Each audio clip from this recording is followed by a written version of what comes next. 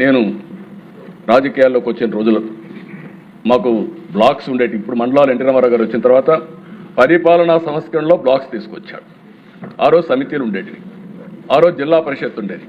ఆ రోజు చూస్తే అధ్యక్ష, ఎవరైనా జిల్లా పరిషత్ చైర్మన్ దగ్గరికి పొలం దగ్గరికి పోయి నన్ను ట్రాన్స్ఫర్ చేయమని అడిగితే ఇది చేస్తే ఆయన దగ్గర కాగితం ఉండేది కాదు, సిగరెట్ తాగే బ్యాక్ పేపర్ ఉండేది, దానిపైన ఆర్డర్స్ వేసి పంపించేవాడు.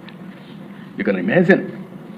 ఆ రోజు ఈ టీచర్స్ అంతా పంచాయతీరాజ్ టీచర్స్ జిల్లా పరిషత్ ఆధ్వర్యంలో ఉండేవాళ్ళు. జిల్లా పరిషత్ చైర్మన్లు, సమితి ప్రెసిడెంట్లు ఇష్టానుసారంగా వాళ్ళ ఇంటి దగ్గర పోయి పడిగాపులు కాసేవారు. అది చూస్తే నాకు అనిపించింది, చదువు చెప్పవలసిన టీచర్లు వేరే వాళ్ళ దగ్గర పోయి పడిగాపులు గాయడం ఏంటి? అందుకే ఫస్ట్ టైం అధ్యక్ష పర్ఫార్మెన్స్ అప్రైజల్ చేసి కౌన్సిలింగ్ విధానం తీసుకొచ్చి ఏ రాజకీయ నాయకుడి దగ్గరికి టీచర్ వచ్చే పని లేకుండా నేరుగా వాళ్ళ పనితనం పైన ట్రాన్స్ఫర్స్ తీసుకొచ్చారు.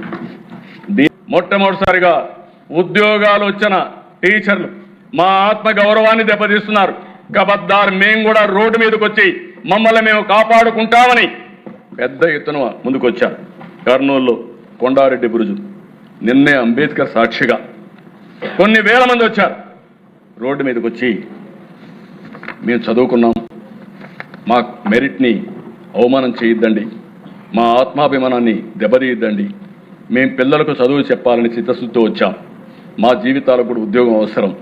అదే సమయంలో మేము పిల్లలకు చదువు చెప్పగలుగుతాం, మమ్మల్ని అవమానిస్తే మా ప్రతిభని కించపరిస్తే రోడ్డు మీదకి వచ్చి జవాబు చెప్పే శక్తి కూడా మాకుందని మొట్టమొదటిసారిగా ఈరోజు టీచర్లు రోడ్డు మీదకి వచ్చారు. ఎప్పుడు కూడా నేను విద్యా ప్రమాణాలు పెరగాలి, విద్యా ప్రమాణాలు పెరగాలంటే మొన్న 19 డబ్బా కొట్టుకున్నాను. ఒక్క టీచర్ని రిక్రూట్ చేయకుండా నేను విద్యా ప్రమాణాలు పెంచేశానని చెప్పి ఊరూరు చాటుకునే పరిస్థితికి వచ్చారు. ఇంగ్లీష్ మీడియం పెట్టానంటాడు. ఇంగ్లీష్ మీడియం వల్ల మొత్తం ఏదో మార్పు వచ్చేసిందని మాట్లాడే పరిస్థితికి వచ్చారు. అధ్యక్ష, ఇక్కడ చూస్తే 1995, 2024, ఇప్పుడు 25 వరకు మీరు చూస్తే 14 డిఎస్సీలు పెడితే 14 డిఎస్సీల్లో 11 డిఎస్సీలు నేను ముఖ్యమంత్రిగా ఉండే నిర్వహించాను అధ్యక్ష. 11 డిఎస్సీలు. అధ్యక్ష, ఈరోజు క్షమించాలి, గొడ్డలి పార్టీ నాయకుడు రాలేదు అధ్యక్ష. అధ్యక్ష, ఆయన జగనన్న వ్యక్తి లోకేష్ని ప్రశ్నించట్లేదు అధ్యక్ష. జగనన్న వ్యక్తి గౌరవ ముఖ్యమంత్రి చంద్రబాబు నాయుడు గారిని ప్రశ్నించట్లేదు అధ్యక్ష. జగనన్న వ్యక్తి ప్రభుత్వాన్ని ప్రశ్నించట్లేదట అధ్యక్ష. జగనన్న వ్యక్తి అంబేద్కర్ గారిని ప్రశ్నిస్తున్నారు అధ్యక్ష. ఎందుకంటున్నానంటే, ఇది అంబేద్కర్ గారు రాజ్యాంగంలో రిజర్వేషన్ విధానం తీసుకొచ్చిన వ్యక్తి, అది మేము పాటిస్తాం. వర్టికల్ హారిజాంటల్ రిజర్వేషన్ పారదర్శకంగా నిర్వహించాల లక్ష్యంతో మేమున్నాం. అంబేద్కర్ గారిని ప్రశ్నిస్తున్నారు అధ్యక్ష గొడ్డలి పార్టీ నాయకుడు అధ్యక్ష. దానికి సమాధానం చెప్పమనండి అధ్యక్ష. ముందు అధ్యక్ష, ప్రెస్ మీట్లు ఎందుకు అధ్యక్ష? రమ్మనండి హౌస్కి. ఎందుకు రాలేదైనా? నేను ఛాలెంజ్ చేశాను అధ్యక్ష, ఇది 4వ ఛాలెంజ్, 4వసారి ఛాలెంజ్ చేస్తాను. టైం డేట్ మీరు ఫిక్స్ చేయండి, డిబేట్కి నేను ready. I'm ready. In the house, out side the house, I'm ready. నేనేం పారిపోట్లా. మీలాగా నా పైన సిబిఐ కేసులు లేదు, మీలాగా నేను బెయిల్ పైన లేను. నేను ఎక్కడికి వెళ్ళాలంటే నేను కోర్టుకు వెళ్ళి పర్మిషన్ తీసుకోవాల్సిన అవసరం నాకు లేదు, అది మీకుంది, నాకు లేదు. పారదర్శకంగా నేను నిర్వహిస్తున్నాను అధ్యక్ష. Come to the house and debate. I'm challenging you today. వాళ్ళ ఫేస్బుక్లో పెడతారు అధ్యక్ష, ఎక్స్లో పెడతారు. డిబేట్ నుంచి మేము పారిపోయాం. అరే డిబేట్ చేస్తున్నారు భయ్, రా, కమ్, కూర్చోండి అక్కడ. మీకు మంచిగా బ్లాక్ కూడా ఉంది రెడీగా, ఖాళీగా 11 మంది పట్టేదాన్ని నీట్గా ఉంది. రండి కూర్చోండి, చర్చిద్దాం. సలహాలు సూచనలు ఉంటే ఇవ్వండి, వీళ్ళు టేక్ ఇట్ అప్. అంతేగాని అంబేద్కర్ గారు రాసిన రాజ్యాంగం మటుకు మీరు ప్రశ్నిస్తే ఒప్పుకునేందుకు మేము సిద్ధంగా లేం. తప్పనిసరిగా పారదర్శకంగా మేము నిర్వహిస్తాం. ఇంకొక 3 డిఎస్సీలు ఎన్నికల ముందర ప్రజాప్రభుత్వం నిర్వహించి ప్రభుత్వ పాఠశాలను బలోపేతం చేసే బాధ్యత మేము తీసుకుంటాం అధ్యక్ష. మొదటి ఆరోపణ అధ్యక్ష, ఎస్సీఆర్టీ డైరెక్టర్ అంటే క్వశ్చన్ పేపర్ ప్రిపరేషన్కి డిఎస్సీ కన్వీనర్ అంటే ఎగ్జామినేషన్ కండక్ట్ చేసేవారు ఒకే ఆఫీసర్కి ఇచ్చారు అనేది మొదటి ఆరోపణ అధ్యక్ష. ఇది ఆంధ్ర రాష్ట్రంలో కాదు, ఇతర రాష్ట్రాల్లో కూడా ఒకరికే ఇచ్చారు అధ్యక్ష. కొన్ని రాష్ట్రాల్లో 2కి ఇచ్చారు, కొన్ని రాష్ట్రాల్లో ఒకరికే ఇచ్చారు అధ్యక్ష. మనం 148 రోజుల్లో నిర్వహించాలి, చాలా టైట్గా సిస్టమ్ నిర్వహించాలని ఒక వ్యక్తిని మనం నియమించాం.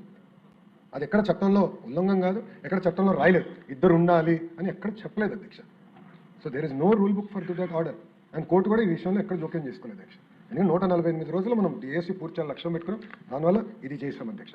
అంతేకాకుండా అధ్యక్ష, మీరు చూస్తే హెడ్ ఒక వ్యక్తి అయ్యారు, కానీ కింద 50 మంది పనిచేశారు అధ్యక్ష. ఈ ప్రక్రియలో డిఫరెంట్ పీపుల్కి డిఫరెంట్ రెస్పాన్సిబిలిటీస్ ఇచ్చారు. వాళ్ళు వెళ్ళి అహర్నిశలు కష్టపడి తీసుకొచ్చి పూర్తి చేశారు అధ్యక్ష ప్రక్రియ. అది మొదటి ఆరోపణ అధ్యక్ష. రెండో దాని మీద చర్చగా ఉన్నాం. నేను ఒక విషయాన్ని తమ దృష్టి తీసుకొస్తాను. ఇది నాకంటే ముందు ఇంతకుముందు అచ్చెన్నాయుడు గారు మినిస్టర్ గారు మాట్లాడారు. ఆయన మాట్లాడిన భాషను ఒకసారి చూడండి. ఆయన మాట్లాడుతూ బొత్స సత్యనారాయణ గారు దద్దమ్మ మనిషి మనిషి మనిషి మనిషి మనిషి మనిషి అధ్యక్ష అధ్యక్ష అధ్యక్ష అధ్యక్ష అధ్యక్ష మనిషి మనిషి మనిషి పెరిగితే బుద్ధి రాదు. ఎద్దులాగా వచ్చి ఎద్దులాగా తెచ్చితే మనకి వచ్చి తెలుతాడు రావు. మాట బాగోవాలి. ఎవరు దద్దమ్మో, ఎవడు అమ్మోతలో ఉన్నాడు, ఎవడు ఉన్నాడు, ఎవడు పరిపాలన చేస్తాడు, ఏ రైతులు వచ్చి ఎరువులు లేక వస్తున్నారు, ఏ రైతులు ఇబ్బంది పడతారు రాష్ట్రంలో, ఈ దద్దమ్మ వచ్చి తెలుస్తుంది. దయచేసి ఈ భాష మంచిది కాదు. ఈ సభలో శాసనసభలో మంచిది కాదు. ఆ భాషని విద్యార్థి చేయండి. ఏంటి ఇలాంటి భాషలు ఆడడానికి గౌరవంగా మాట్లాడి నేర్చుకోండి. గౌరవంగా మాట్లాడి నేర్చుకోండి. డిఎస్సీ మీద జరగాలి. అంతేకాదు నేను కట్టుబడి మీరు ఎరువులు అంటున్నారు, వ్యవసాయం అంటారు. దేని మీదైనా ఈ 2 సంవత్సరాల్లో వ్యవసాయ అనుబంధ రంగాలు ఏ శాఖ అయినా మీ పాలన మా పాలన చర్చించడానికి ఎన్ని రోజులైనా సిద్ధంగా ఉన్నాం. దద్దం అనేది అన్పార్లమెంట్ అయితే చెప్పండి అధ్యక్ష. దద్దం అనేది అన్పార్లమెంట్ అయితే చెప్పండి, క్షమాపణ చెప్తాను, నాకేం అభ్యంతరం లేదు. చేత కాని వాళ్ళని దద్దమ్మలు అంటారు. మీరు విద్యాశాఖ మంత్రిగా ఉండి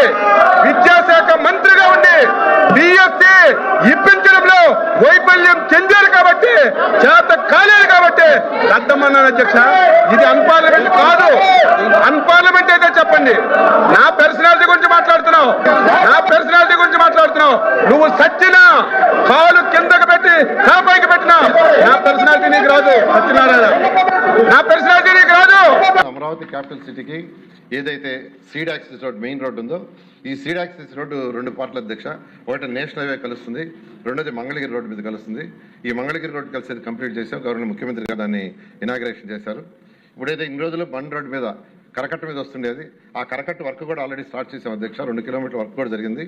ఇప్పుడు సీడ్ యాక్సిస్ రోడ్డు వచ్చింది కాబట్టి ఆ యొక్క కరకట్టను ఆపేసి రేపటి నుంచి దాన్ని కూడా పూర్తి చేయడం జరుగుతుంది.